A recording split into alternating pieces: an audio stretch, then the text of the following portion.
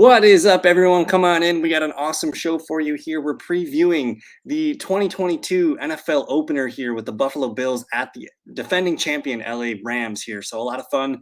I think I'm going to try and make this a thing I do in the future here where I preview each Thursday night game. I'll probably do that on Tuesday.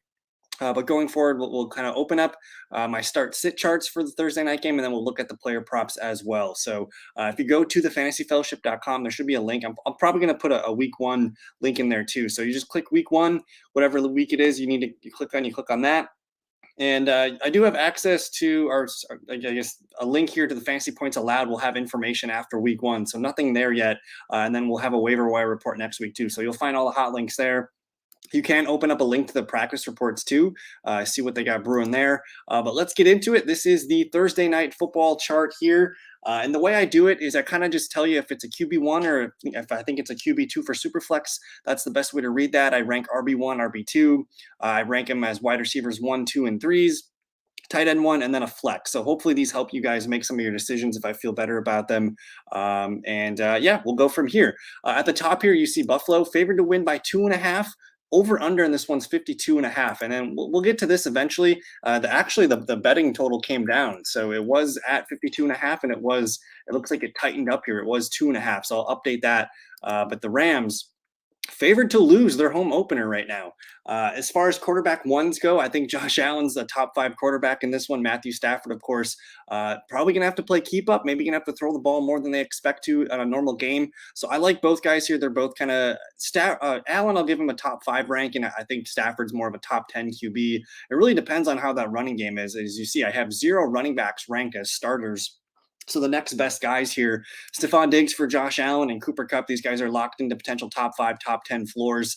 And the next best guy, I think it's Allen Robinson. We're going to see a lot of good numbers from Allen Robinson throughout the year. And just factoring in, being the number 2 target in this offense, they don't have a healthy number 3. I don't expect Van Jefferson to go in this one. So that means Ben Skowronek and Tutu Atwell might be rotating in as the number 3 here. So I love Cooper Kupp. I love Allen Robinson. And actually the next best target on this team might be the tight end Tyler Higbee, who I think could be a fringe tight end 1. So if you punted at tight end in your drafts, I kind of like Higbee's numbers for this week. They look pretty decent. And then Daryl Henderson here as a flex. It sounds like they're both practicing, Henderson and Akers, and it just depends. Like I don't know how good I feel about Cam Akers. That's why I have him as a question mark. Basically, a full year removed from his Achilles injury last summer. I think if I drafted Cam Akers, to me, it's a little bit of a risk to put him out there as your RB2 or your flex week 1. I think I'm more comfortable putting Daryl Henderson in there, but I could totally see this being a wait and see approach. If you have both Henderson and Akers, only start them if you need to. Otherwise, I kind of want to let things develop here and let them show us their hand with how this running back is going to be split. As good as the Rams defense is, I'm probably not going to be starting the Rams defense. I would go to the waiver wire and pick somebody else up if you can. If you have to, I don't hate it. If you only have the one defense and that's what you got, I'm fine with it. But do keep in mind, this is a high-scoring game.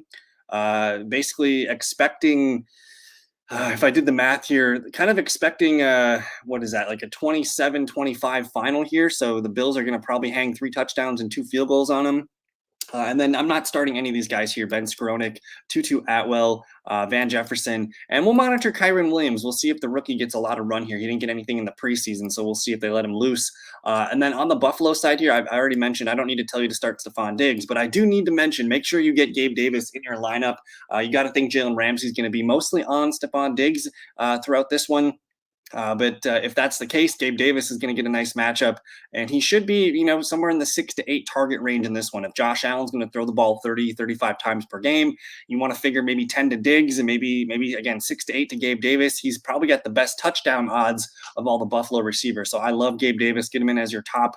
He's kind of a top 30 wide receiver for me at this point.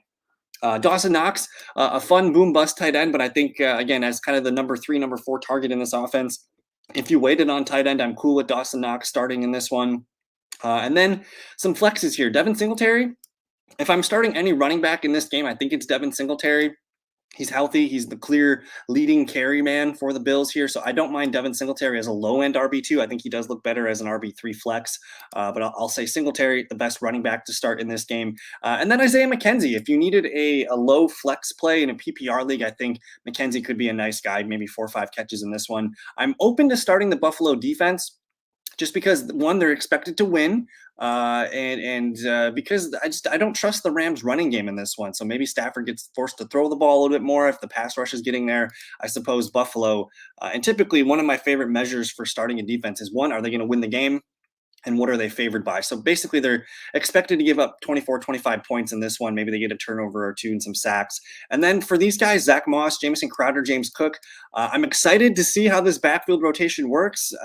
But to me, I think it's too risky for week one to get these guys in your lineup. So that's how I'm going to do this Thursday night football thing. It's going to be a quicker video. I want to try and keep this about 10 minutes. And again, we're going to do this every Thursday. I will upload this usually when I get home from work. So I guess every Tuesday I'll do this, and you'll have your information for Thursday Night Football. But let's click into this. So here we're looking at the DraftKings Sportsbook. Again, Buffalo favored to win by 2. And you got a 51.5 point implied total here. I'm going to update that on the start sit charts. But let's go ahead and click into this game. Can I do that? And we'll look at some of the individuals for these guys. So you got of course, your first scorer bets. I think look at Gabe Davis, the second best guy to score. Cam Akers, number 3, interesting. But I'm not a big first touchdown guy here. There's passing yard numbers here. They're expecting Josh Allen to throw for about 275, Stafford about 268. In terms of passing touchdowns, both guys are getting hammered on the over here. So expect maybe 2 touchdowns from each through the air. Rushing yards here. Again, I mentioned I like Devin Singletary as the best running back here. He's got the best yards, 46.5. A lot of people seem to be betting the over here. People also betting the over on Daryl Henderson Jr. at 28.5, because if it is indeed like a 50-50 split, he only needs like 7 carries to hit that 28 yards. So I think Henderson over 28.5 feels good. I'm torn on Cam Akers because that essentially means he's going to need about 10 carries to get to this mark. That's a 4.35 yards per carry average. So I think I'm going to go with Henderson on that one. And then they got Josh Allen pretty high. And look, people are taking the over. 35.5 yards on Josh Allen, and people are taking it. So maybe he gets loose in this one. In terms of the receiving numbers, you got the leader here, Cooper Kupp, at 90.5. It feels a little high. Again, he could totally hit this. I think that was his pace for last year, roughly almost 100 yards per game, probably over 100 yards per game last year, actually. But I think I'm taking Allen Robinson to hit over 61. I can probably see him with, maybe 6 grabs for 80 yards, something like that. Sounds about right for him. I want to see what happens with Cam Akers. I'm not taking that. Maybe Daryl Henderson again, but I'm not super excited about that. They got Dawson Knox at about 35.5. So what? That's maybe 3 catches, 35.5. So he's got a floor of about 6 or 7 PPR points. Singletary here, people are taking the under on Devin Singletary, 15.5. So that's interesting there. Gabe Davis, people are smashing the over. This is the biggest one here that's been smashed. Gabe Davis over 56.5 yards. So expect Gabe Davis to have a really nice day. If he's getting 56 yards, that means he's probably getting 4 or 5 catches. So he does have a safe double-digit floor, I think, in PPR leagues. There's Jamison Crowder. Interesting, no Isaiah McKenzie yet. I think they're waiting for his practice reports. And they got Diggs here at 68.5 as they project him to go mostly up against Jalen Ramsey, maybe not the full game. And then look, people are liking Higbee as the 3rd receiving guy for the Rams here. So I kind of like Higbee there as well. 40 receiving yards is, maybe 3-4 catches with that. So a nice 8 to 10 point floor for Tyler Higbee. As far as the player props go, let's go ahead and look at is there touchdown props yet? Do they have the TDs loaded in here? Let's look at those TD scores.